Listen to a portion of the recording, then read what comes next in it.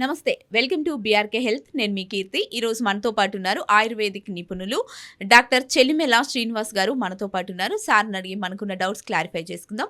నమస్కారం సార్. నమస్కారం అమ్మా. చిన్న పిల్లల్లో కూడా షుగర్ వస్తుంది సార్. అంత చిన్న పిల్లలకి షుగర్ ఎలా అటాక్ అవుతుంది అనేది కొందరికి డౌట్. ఇంకొకటి షుగర్ వంశపారపర్యంగా కూడా వస్తుంది అంటున్నారు.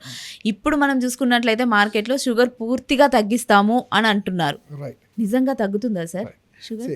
ఫస్ట్ క్వశ్చన్ మీరు అన్నట్టు చిన్నపిల్లల్లో చూస్తే డయాబెటిక్ 1 అంటాము, అంటే జువెనైల్ డయాబెటీస్ అంటారు.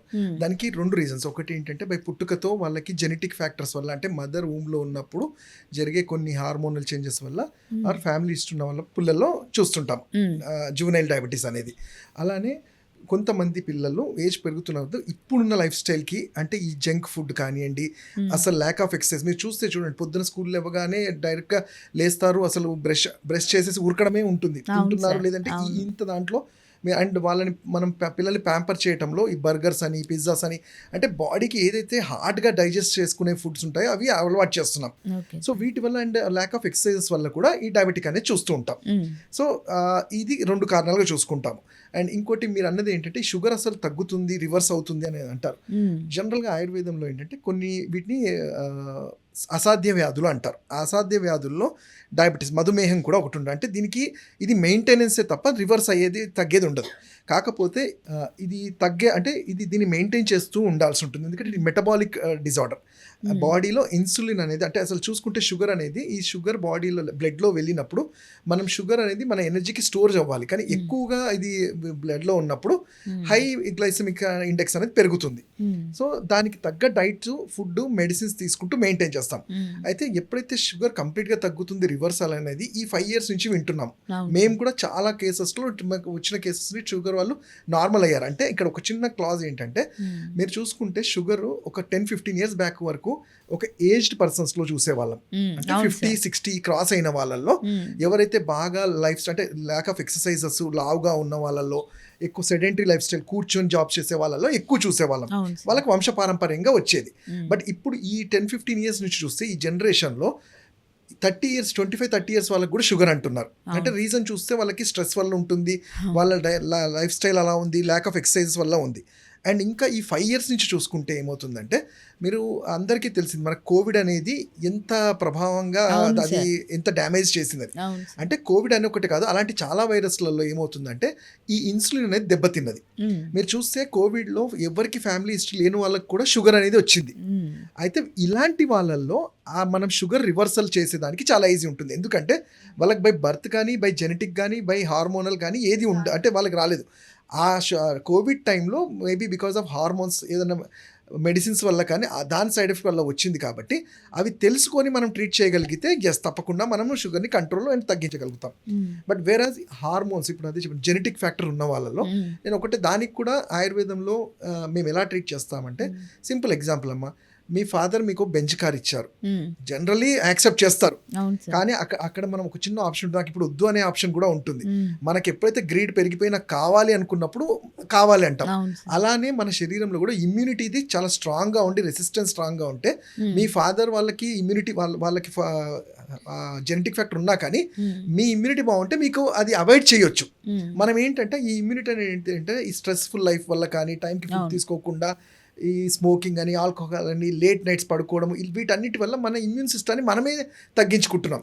కాబట్టి ఏ చిన్నదైనా కానీ తొందరగా అటాక్ అయ్యే ఛాన్స్ ఉంటాయి. ఇప్పుడు షుగర్ రాకుండా ఉండాలి అంటే, ఇంట్లో ఒక పర్సన్కి షుగర్ వచ్చింది సార్, ఆయన తిన్న ప్లేట్లో తినకూడదు, టీ తాగకూడదు అనేది కొంత ఉంటుంది. అలా కూడా వస్తుందా సార్? అసలు ఇంపాసిబుల్ అమ్మా. అసలు అదంతా మైత్. అసలు ఇదేది కంటాజియస్ అట్లా కాదు. ఇది మీరు వాళ్ళతో బ్లడ్ వీళ్ళకి ట్రాన్స్ఫ్యూజ్ చేసినా అది వచ్చే అట్లాంటి డిసీజ్ కాదు డయాబెటిక్ అనేది.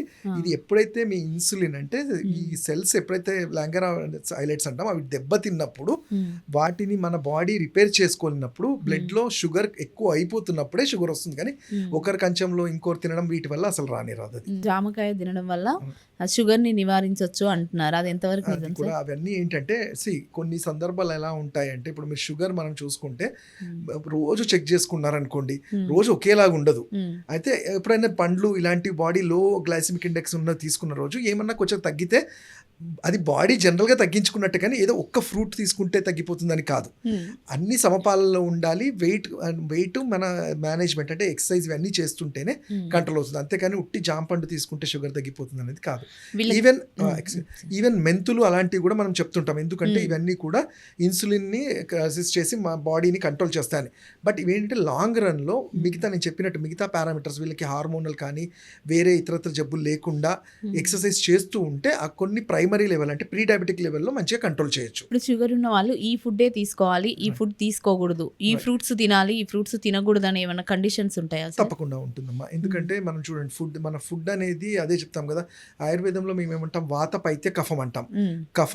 కఫంలో వచ్చే వ్యాధుల్లో ఈ షుగర్ అని ఉంటుంది. కఫం అంటే ఏంటి, బాడీలో ఎక్కువ సెక్రీషన్స్ అవ్వడము. ఆ సెక్రీషన్స్ ని మనం కొన్ని ఫుడ్స్ తీసుకున్నప్పుడు డెఫినెట్లీ పెంచుతాయి. సో అలాంటి ఫుడ్స్ ఏంటి అంటే ఎక్కువ గ్లూటెన్ అంటాము, అంటే లైక్ మైదా లాంటిది గ్లూటెన్ ఉన్నది.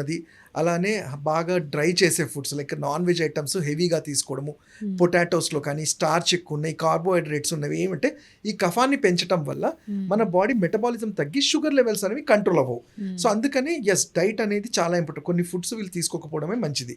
అలానే కొన్ని ఫుడ్స్ ఉంటాయి లైక్ ఇంతకుముందు చెప్పిన బొబ్బర్లు కానివ్వండి, మనం మెంతులు కానివ్వండి, లైట్గా కంపల్సరీగా మనం ఏంటంటే ఇప్పుడు బాడీని మెయింటైన్ చేసుకోవడానికి ఫ్రూట్స్ అనేవి అవసరం. కాకపోతే హై గ్లైసిమిక్ ఉన్న ఫుడ్స్ లైక్ సపోటా ఇలాంటివి కాకుండా రెగ్యులర్గా దొరికే మనకి యాపిల్ కానీ జాంపండు అలాంటివి ప్రిఫరబుల్. బట్ ఇక్కడ ఏంటంటే టైమింగ్ ఆఫ్ ఫ్రూట్స్ కూడా చాలా ఇంపార్టెంట్. ఇన్ బిట్వీన్ మీల్స్ అంటాం, ఐదర్ 11 o'clock లేదంటే 4 o'clock. అంతేకాని ఇమీడియట్ గా లంచ్ అయిపోగానే లేకపోతే రాత్రి పూట తినడం అనేది సజెస్ట్ చేయము. ఇప్పుడు షుగర్ ఉన్న వాళ్ళు ఇన్సులిన్ తీసుకోవాలి డైలీ అంటారు సార్, అక్కడ దాకా వెళ్లకుండా ఎలాంటి జాగ్రత్తలు తీసుకోవాలంటారు? అంటే ఇప్పుడు చూడండి, మీరు ఎప్పుడైతే షుగర్ రాగానే జనరల్ చాలా మందికి షుగర్ చాలా సిమ్టమ్స్ చూపెడుతుంది. లైక్ అతిమూత్ర వ్యాధి అంటారు దీన్ని.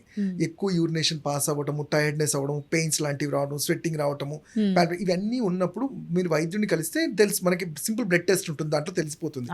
ఎప్పుడైతే మనం దీన్ని కంట్రోల్ చేయకుండా ఉంటే అది ముదరడం వల్ల ఇన్సులిన్ ఇస్తేనే బాడీలో ఈ షుగర్ లెవెల్స్ కంట్రోల్ అయ్యే స్టేజ్కి వస్తుంది. బట్ దానికి ముందు మనం మెడిసిన్ వాడకన్నా ముందు మనం ఏంటంటే మన శరీర తత్వాన్ని మనం అర్థం చేసుకోవాలి. మనం ఏ కండిషన్లో మనం తీసుకునే ఫుడ్ని మనం బర్న్ చేసుకోగలుగుతున్నామా లేదా. అంటే దానికి ఎగ్జాంపుల్, ఇప్పుడు నేను బిర్యానీస్ తినేస్తాను, ఏం ఎక్సర్సైజ్ చేయను అంటే డెఫినెట్లీ మీరు మెడిసిన్ మీద డిపెండ్ అవ్వాల్సి వస్తుంది, అంటే ఒక ఏజ్ తర్వాత ఏజ్డ్ వాళ్ళలో. సో అలా కాకుండా ఉండాలంటే మనం ఫుడ్స్ అలానే రెగ్యులర్ వ్యాయామం అంటాం, అంటే ఫిజికల్ యాక్టివిటీ చేసుకుంటూ మెంటల్ స్ట్రెస్ లేకుండా సింపుల్ ఆయుర్వేదంలో చెప్పిన ఔషధాలు లైక్ దీనికి ఏంటంటే మధుమర్దనం అని కానివ్వండి, లేకపోతే అమృతాది గుగ్గులు అని కానీ, ఇలాంటి కొన్ని అంటే వీటి వల్ల సైడ్ ఎఫెక్ట్స్ ఏమీ లేకుండా ఈ ఇన్సులిన్ ని కరెక్ట్ చేస్తుంటాయి. అలానే జనరల్గా నేను చెప్పేది ఏంటంటే కంపల్సరీ ఒక 10 minutes ఆఫ్ మనకి ఫిజికల్ యాక్టివిటీ కూడా ఉండాలి. ఉంటే అలానే స్ట్రెస్ఫుల్ లైఫ్ లీడ్ చేయకుండా టైంకి ఫుడ్ తీసుకుంటే ఇన్సులిన్ స్టేజ్ వెళ్ళకుండా తప్పకుండా హెల్ప్ అవుతుంది. ఓకే సార్, మంచి ఇన్ఫర్మేషన్ ఇచ్చారు. Thank you so much sir. Thank you sir.